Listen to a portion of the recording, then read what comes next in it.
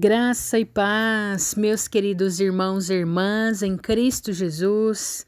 Eu espero que vocês estejam todos bem. Irmãos, nós vamos dar sequência ao Evangelho segundo Lucas, capítulo 16 ao capítulo 18. Capítulo 16. A parábola do administrador infiel.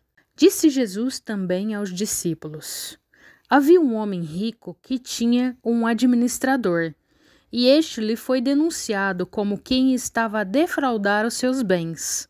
Então, mandando-o chamar, lhe disse: Que é isto que ouço a teu respeito? Presta contas da tua administração, porque já não podes mais continuar nela.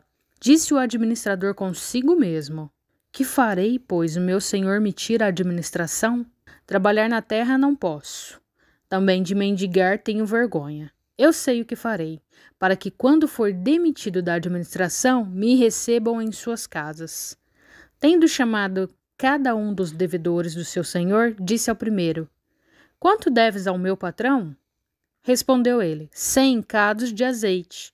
Então disse: Toma a tua conta, assenta-te depressa e escreve 50. Depois perguntou a outro: Tu quanto deves? Respondeu ele: 100 coros de trigo. Disse-lhe: Toma a tua conta e escreve 80. E elogiou o Senhor o administrador infiel, porque se houvera atiladamente, porque os filhos do mundo são mais hábeis na sua própria geração do que os filhos da luz. E vos recomendo: das riquezas de origem iníqua fazei amigos, para que quando aquelas vos faltarem, esses amigos vos recebam nos tabernáculos eternos. Quem é fiel no pouco, também é fiel no muito. E quem é injusto no pouco, também é injusto no muito. Se, pois, não vos tornastes fiéis na aplicação das riquezas de origem injusta, quem vos confiará a verdadeira riqueza? Se não vos tornastes fiéis na aplicação do alheio, quem vos dará o que é vosso? Ninguém pode servir a 2 senhores, porque ou há de aborrecer-se de um e amar ao outro, ou se devotará a um e desprezará ao outro. Não podeis servir a Deus e às riquezas. Jesus reprova os fariseus. Os fariseus, que eram avarentos, ouviam tudo isto e o ridiculizavam. Mas Jesus lhe disse: Vós sois os que vos justificais a vós mesmo diante dos homens, mas Deus conhece o vosso coração. Pois aquilo que é elevado entre homens é abominação diante de Deus. A lei e os profetas vigoraram até João. Desde esse tempo, vem sendo anunciado o evangelho do reino de Deus, e todo homem se esforça por entrar nele. E é mais fácil passar o céu e a terra do que cair um tio sequer da lei. Acerca do divórcio. Quem repudiar sua mulher e casar-se com outra, comete adultério. E aquele que casa com a mulher repudiada pelo marido, também comete adultério. O rico e o mendigo. Ora, havia certo homem rico que se vestia de púrpura e de linho finíssimo, e que todos os dias se regalava esplendidamente. Havia também certo mendigo, chamado Lázaro, coberto de chagas, que jazia à porta daquele, e desejava alimentar-se das migalhas que caíam da mesa do rico, e até os cães vinham lamber-lhes as úlceras. Aconteceu morrer o mendigo e ser levado pelos anjos para o seio de Abraão. Morreu também o rico e foi sepultado. No inferno, estando em tormentos, levantou os olhos e viu ao longe a Abraão e Lázaro no seu seio. Então, clamando, disse: Pai Abraão, tem misericórdia de mim, e manda a Lázaro que molhe em água a ponta do dedo e me refresque a língua, porque estou atormentado nesta chama. Disse, porém, a Abraão: Filho, lembra-te de que recebeste os teus bens em tua vida, e Lázaro igualmente os males. Agora, porém, aqui ele está consolado, tu em tormentos. E, além de tudo, está posto um grande abismo entre nós e vós, de sorte que os que querem passar daqui para vós, outros não podem, nem os de lá passar para nós. Então replicou: Pai, eu te imploro que o mandes à minha casa paterna, porque tenho 5 irmãos, para que lhes dê testemunho, a fim de não virem também para este lugar de tormento. Respondeu Abraão: eles têm Moisés e os profetas.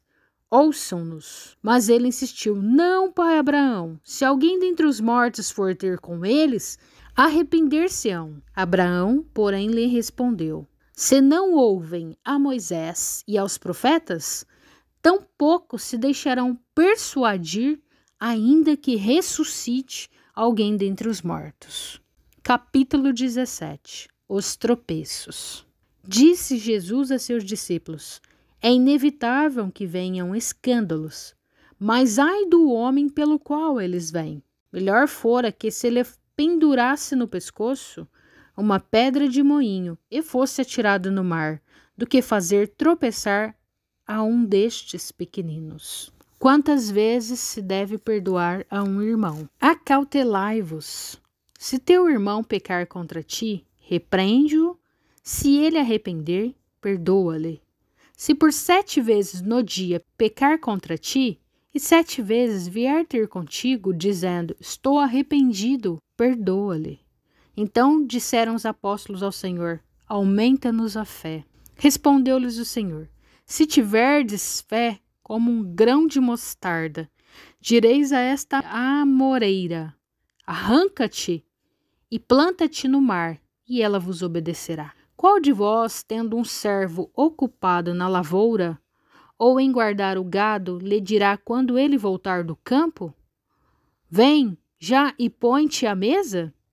E que antes não lhe diga: prepara-me a ceia, cinge-te e serve-me, enquanto eu como e bebo, depois comerás tu e beberás? Porventura, terá de agradecer ao servo porque este fez o que lhe havia ordenado? Assim também vós, depois de haverdes feito quanto vos foi ordenado, dizei: somos servos inúteis, porque fizemos apenas o que devíamos fazer. A cura de 10 leprosos. No caminho para Jerusalém, passava Jesus pelo meio de Samaria e da Galileia. Ao entrar numa aldeia, saíram-lhe ao encontro 10 leprosos, que ficaram de longe e lhe gritaram, dizendo: Jesus, mestre, compadece-te de nós. Ao vê-los, disse-lhe Jesus: ide e mostrai-vos aos sacerdotes. Aconteceu que, indo eles, foram purificados. Um dos 10, vendo que fora curado, voltou dando glória a Deus em alta voz e prostrou-se com o rosto em terra aos pés de Jesus, agradecendo-lhe, e este era samaritano. Então Jesus lhe perguntou: não era 10 os que foram curados? Onde estão os 9? Não houve porventura quem voltasse para dar glória a Deus, senão este estrangeiro? E disse-lhe: levanta-te e vai, a tua fé te salvou. A vinda do reino de Deus. Interrogado pelos fariseus sobre quando viria o reino de Deus, Jesus lhes respondeu: não vem o reino de Deus com visível aparência, nem dirão: ei-lo aqui, ou lá está, porque o reino de Deus está dentro de vós. A seguir, dirigiu-se aos discípulos: virá o tempo em que desejareis ver um dos dias do Filho do Homem, e não o vereis. E vos dirão: ei-lo aqui, ou lá está. Não vades, nem os sigais. Porque assim como um relâmpago fuzilando brilha de uma a outra extremidade do céu, assim será no seu dia o Filho do Homem. Mas importa que primeiro ele padeça muitas coisas e seja rejeitado por esta geração. Assim como foi nos dias de Noé, será também nos dias do Filho do Homem. Comiam, bebiam, casavam e davam-se em casamento, até o dia em que Noé entrou na arca e veio o dilúvio e destruiu a todos. O mesmo aconteceu nos dias de Ló. Comiam, bebiam, compravam, vendiam, plantavam e edificavam. Mas no dia em que Ló saiu de Sodoma, choveu do céu fogo e enxofre e destruiu a todos. Assim será no dia em que o Filho do Homem se manifestar. Naquele dia, quem estiver no eirado e tiver os seus bens em casa, não desça para tirá-los. E de igual modo, quem estiver no campo, não volte para trás. Lembrai-vos da mulher de Ló. Quem quiser preservar a sua vida, perdê-la-á, e quem a perder de fato, a salvará. Digo-vos que naquela noite 2 estarão numa cama, um será tomado e deixado o outro. 2 mulheres estarão juntas moendo, uma será tomada e deixada a outra. 2 estarão no campo, um será tomado e outro deixado. Então lhe perguntaram: onde será isso, Senhor? Respondeu-lhes: onde estiver o corpo, aí se ajuntarão também os abutres. Capítulo 18. A parábola do juiz iníquo. Disse-lhe Jesus uma parábola sobre o dever de orar sempre e nunca esmorecer. Havia em certa cidade um juiz que não temia Deus, nem respeitava homem algum. Havia também naquela mesma cidade uma viúva que vinha ter com ele dizendo: julga minha causa contra o meu adversário. Ele, por algum tempo, não a quis atender, mas depois disse consigo: bem que eu não temo a Deus, nem respeito a homem algum.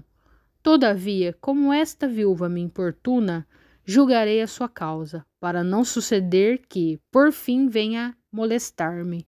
Então disse o Senhor: considerai no que diz este juiz iníquo. Não fará Deus justiça aos seus escolhidos, que a ele clamam dia e noite, embora pareça demorado em defendê-los? Digo-vos que depressa lhes fará justiça.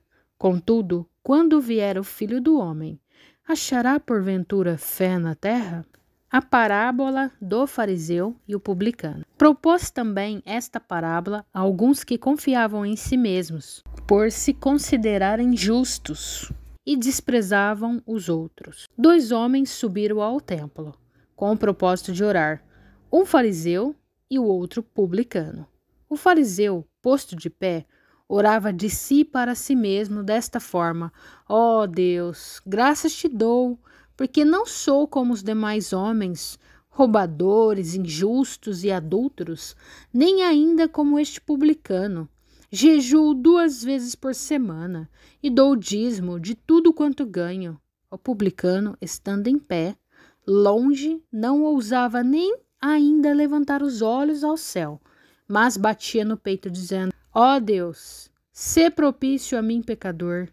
Digo-vos que este desceu justificado para a sua casa, e não aquele, porque todo o que se exalta será humilhado, mas o que se humilha será exaltado. Jesus abençoa as crianças. Traziam-lhe também as crianças para que as tocasse, e os discípulos, vendo, os repreendiam. Jesus, porém, chamando-as para junto de si, ordenou: deixar vir a mim os pequeninos, e não os embaraceis, porque dos tais é o reino de Deus. Em verdade vos digo, quem não receber o reino de Deus como uma criança, de maneira alguma entrará nele. O jovem rico. Certo homem de posição perguntou-lhe: bom mestre, que farei para herdar a vida eterna? Respondeu-lhe Jesus: por que me chamas bom? Ninguém é bom senão um, que é Deus. Sabes os mandamentos: não adulterarás, não matarás, não furtarás, não dirá falso testemunho, honra teu pai e a tua mãe. Replicou ele: tudo isso tenho observado desde a minha juventude. Ouvindo-o, Jesus disse-lhe: uma coisa ainda te falta. Vende tudo o que tens, dá aos pobres e terás um tesouro nos céus. Depois, vem e segue-me. Mas ouvindo ele estas palavras, ficou muito triste, porque era riquíssimo. O perigo das riquezas. E Jesus, vendo-o assim triste, disse: quão dificilmente entrarão no reino de Deus os que têm riquezas, porque é mais fácil passar um camelo pelo fundo de uma agulha do que entrar um rico no reino de Deus. E os que ouviram disseram: sendo assim, quem pode ser salvo? Mas ele respondeu: os impossíveis dos homens são possíveis para Deus. E disse Pedro: eis que nós deixamos nossa casa e te seguimos. Respondeu-lhes Jesus: em verdade vos digo que ninguém há que tenha deixado casa, ou mulher, ou irmãos, ou pais, ou filhos, por causa do reino de Deus, que não receba no presente muitas vezes mais, e no mundo por vir a vida eterna. Jesus outra vez prediz sua morte e ressurreição. Tomando consigo os 12, disse-lhe Jesus: Eis que subimos para Jerusalém, e vai cumprir-se ali tudo quanto está escrito por intermédio dos profetas, no tocante ao Filho do Homem, pois será ele entregue aos gentios, escarnecido, ultrajado e cuspido, e depois de o açoitarem, tirar-lhe-ão a vida, mas ao terceiro dia ressuscitará. Eles, porém, nada compreenderam acerca destas coisas, e o sentido destas palavras era-lhes encoberto, de sorte que não percebiam o que ele dizia. A cura do cego de Jericó. Aconteceu que, ao aproximar-se ele de Jericó, estava um cego assentado à beira do caminho pedindo esmolas. E, ouvindo o tropel da multidão que passava, perguntou o que era aquilo. Anunciaram-lhe que passava Jesus, o Nazareno. Então ele clamou: Jesus, filho de Davi, tem compaixão de mim. E os que iam na frente o repreendiam para que se calasse. Ele, porém, cada vez gritava mais: Filho de Davi, tem misericórdia de mim. Então parou Jesus e mandou que lhe o trouxessem. E tendo ele chegado, perguntou-lhe: Que queres que eu te faça? Respondeu ele: Senhor, que eu torne a ver. Então Jesus lhe disse: Recupera a tua vista, a tua fé te salvou. Imediatamente tornou a ver e seguia-o, glorificando a Deus. Também todo o povo, vendo isto, dava louvores a Deus. Amém, meus irmãos. Glória a Deus, graças a Deus. Até os próximos capítulos. Deus te abençoe.